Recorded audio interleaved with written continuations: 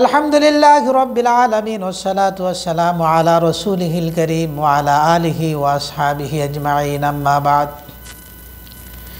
আমি আপনাদের সামনে সৎ লোকের পরিচয় তুলে ধরছি।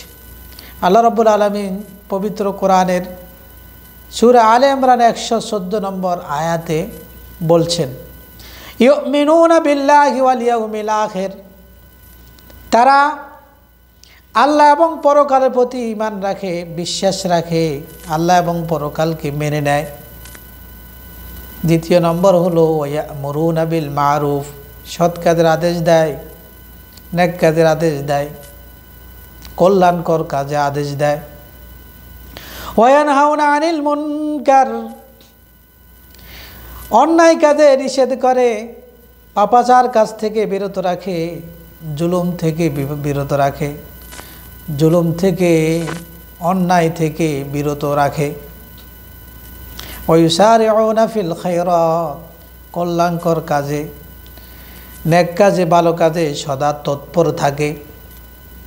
ওয়াউলাইকা মিনাস সালিহিন, আল্লাহ রাব্বুল আলামিন বলছেন এরাই হলো সৎ লোক। সৎ লোকের এখানে 4টা কোয়ালিটি বর্ণনা করেছেন। 1 নম্বর ঈমান, সৎ হওয়ার জন্য ঈমান শর্ত। দ্বিতীয় নম্বর হলো সৎ কাজের আদেশ করতে হবে, শুধু একা একা আমল করলে হবে না, একা একা ভালো কাজ করলে হবে না, ভালো কাজের নির্দেশ দিতে হবে, ভালো কাজের আদেশ করতে হবে। নিজে খারাপ কাজ থেকে বিরত থাকলে হবে না, অন্যকেও জুলুম থেকে, খারাপ কাজ থেকে বিরত রাখতে হবে। 4 নম্বর হলো ভালো কাজে অলসতা করা যাবে না, দেরি করা যাবে না, ভালো কাজে সদা তৎপর থাকতে হবে। যেমন নামাজ একটা ভালো কাজ, ওয়াক্ত মতো আদায় করতে হবে। সমাজে যেই কাজটা ভালো সেই কাজে তৎপর, আগে সেটা সেরে নিতে হবে। এই 4টা কোয়ালিটি যার মধ্যে আছে, আল্লাহ রাব্বুল আলামিন তাকে সার্টিফিকেট দিচ্ছেন, সে হলো সৎ লোক।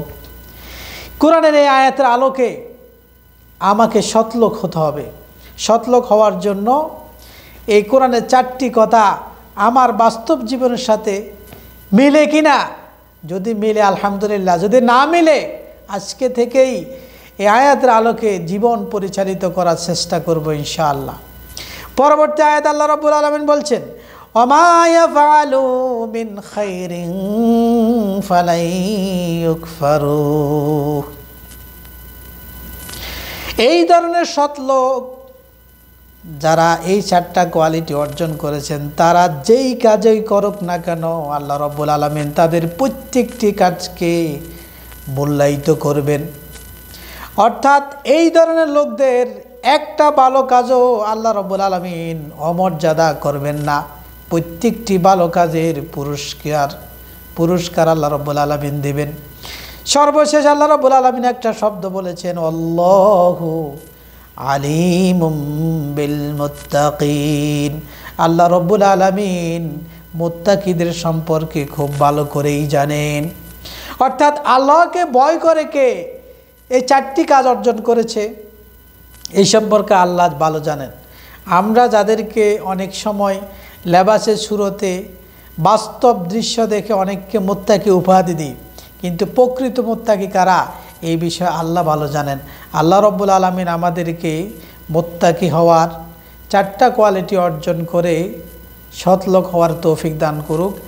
এই আহ্বান রেখেই, এই প্রত্যাশা করেই আমার আলোচনা এখানে শেষ করলাম। আসসালামু আলাইকুম রহমতুল্লাহ।